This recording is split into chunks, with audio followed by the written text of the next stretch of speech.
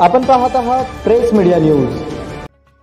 जालन्याच्या बदनापूर तालुक्यातील मेहुणा येथील तरुणाची हत्या प्रेम प्रकरणातून झाल्याचं पोलीस तपासात निष्पन्न।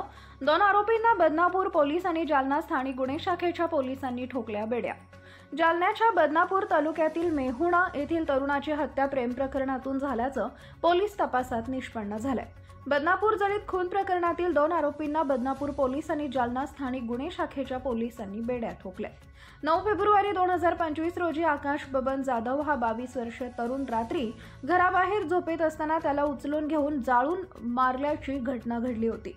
या प्रकरणी पोलिसात गुन्हा दाखल होऊन पोलिसांनी तपासाची चक्र फिरवत या घटनेचा तपास करत असताना दोघांना जेरबंद केलंय। गणेश मिसाळ आणि बालाजी मिसाळ अशी ताब्यात घेतलेल्या 2 आरोपींची नावे आहेत। सदर 2 आरोपींना पोलिसांनी न्यायालयात हजर केलं असता न्यायालयानं त्यांना 14 तारखेपर्यंत पोलीस कोठडी सुनावली आहे। या घटनेचा अधिकचा तपास पोलीस करत आहेत। Bureau report press media Suraj पारवे।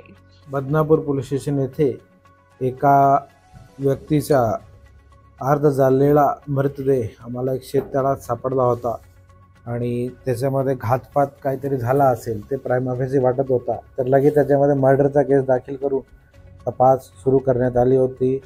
DYSP कुलकर्णी साहेबांच्या नेतृत्वात त्याच्यामध्ये बदनापूर पोलीस आणि LCBची टीम काम करत होती आणि त्याच्यावर ॲडिशनल SPचा स्वतः लक्ष होता।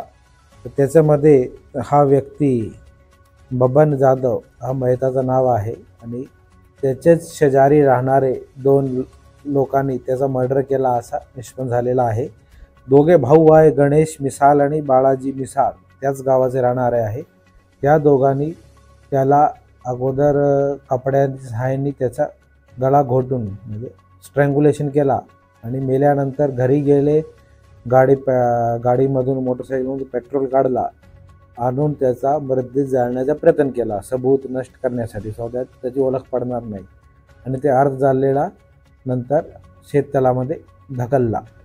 हा घटना निष्पन्न झाल्याने दोघे आरोपी ताब्यात घेतलेले आहे। आज त्यांना कोर्टामध्ये प्रोड्यूस पण केलेला आहे आणि प्राइमा फेसी आतापर्यंत तपासमध्ये इलिसिट रिलेशनवरून अफेअरवरून या आरोपीची बहीणसोबत त्यांना संशय होता की मयताचा अफेअर आहे। त्या संशयावरून ही घटना घडलेली आहे।